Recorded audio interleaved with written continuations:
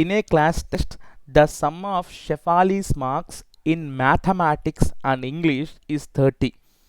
Had she got 2 marks more in mathematics and 3 marks less in English, the product of their marks would have been 210. Find her marks in 2 subjects. ఇక్కడ క్లియర్గా మనకి unknowns ఏంటి, మనకి 2 సబ్జెక్ట్స్లో ఉన్న marks మనకి తెలియదు కాబట్టి let the marks in mathematics ని maths అనుకుంటాను, maths is equal to x and the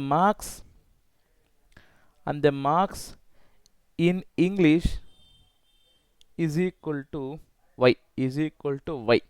ఇక్కడ మనకు 2 అన్నోన్స్ కాబట్టి మార్క్స్ ఇన్ మ్యాథ్స్ని మనం x అనుకుంటాం, మార్క్స్ని ఇంగ్లీష్ని మనము y అనుకుందాం. అయితే వాటి యొక్క సమ్ ఏమవుతుంది, 30 ఇచ్చేసారు చూడండి. The sum of marks in maths and English is 30. అంటే ఫస్ట్ ఈక్వేషన్ ఏమవుతుంది మనకి, x plus y is equal to 30. ఇది equation 1. Next, had she got 2 marks more in maths marks x, ఒకవేళ 2 మార్క్స్ ఎక్కువైంటే x plus 2 and 3 marks less in English, వైలో 3 తగ్గించాలి, ఇంగ్లీష్లో ఒకవేళ 3 తక్కువ వచ్చింటే ద ప్రోడక్ట్ అంటే మల్టిప్లికేషన్ ఏమవుతుందంటే మనకి 210.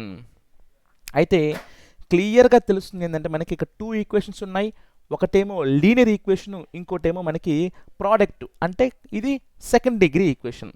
సో ఒక లీనియర్ ఈక్వేషన్ ఇంకొక సెకండ్ డిగ్రీ ఈక్వేషన్ కన్వర్ట్ చేసుకోవాలి, క్వాడ్రాటిక్ కాబట్టి మనకు తెలిసింది SCS అంటే సింపుల్ ఈక్వేషన్ కన్వర్ట్ సబ్స్టిట్యూషన్,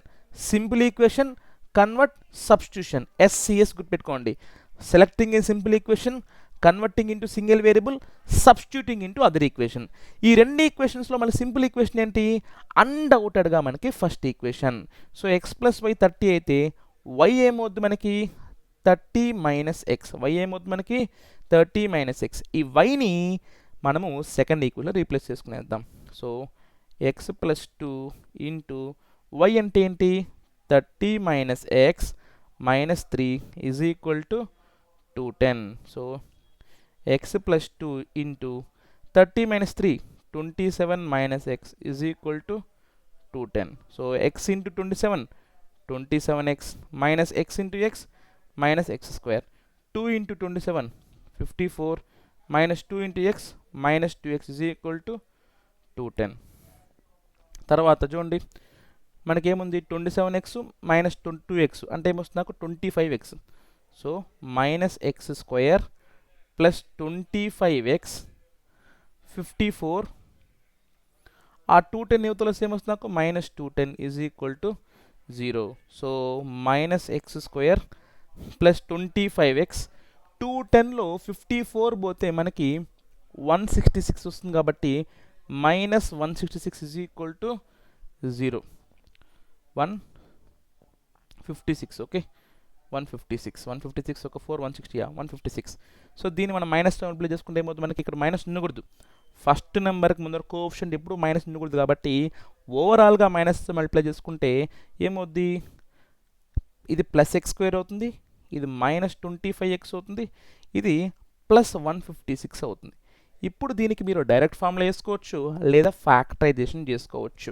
చూడండి X square minus 25x plus 156 అంటే సో 1 ఇంటూ 156 ఏమవుతుంది మనకి 156, దీని ప్రోడక్ట్ ఏమవుతుంది మనకి 25 రావాలంటే ఒకే ఒక ఆప్షన్ వచ్చి 12 into 13.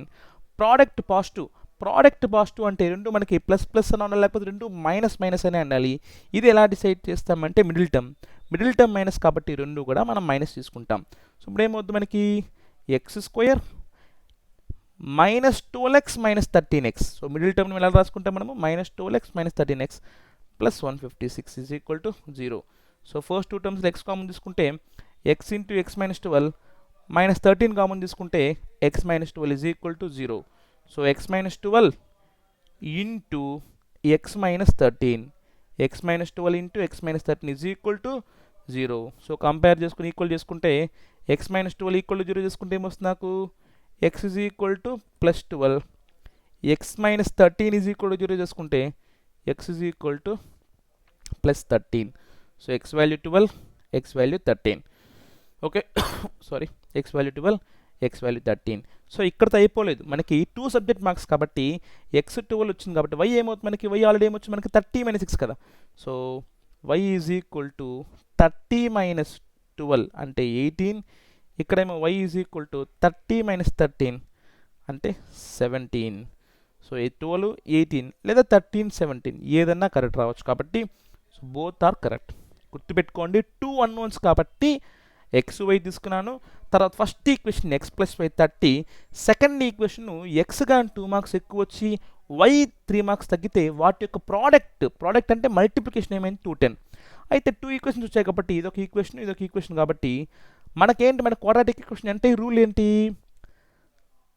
Selecting a simple equation, converting into single variable and substituting. Selecting, converting, substituting, selecting, converting, substituting. ఈ రెండు ఈక్వేషన్ సింపుల్ ఈక్వేషన్ ఏంటి ఇది. సో దీన్ని ఏం చేయాలి, మనము ఇంకొక వేరియబుల్లో కన్వర్ట్ చేసుకోవాలి. దీన్ని ఏం చేయాలి, ఇక్కడ సబ్స్టిట్యూట్ చేసుకోవాలి. Selecting, converting into single variable, substituting. Right, thank you.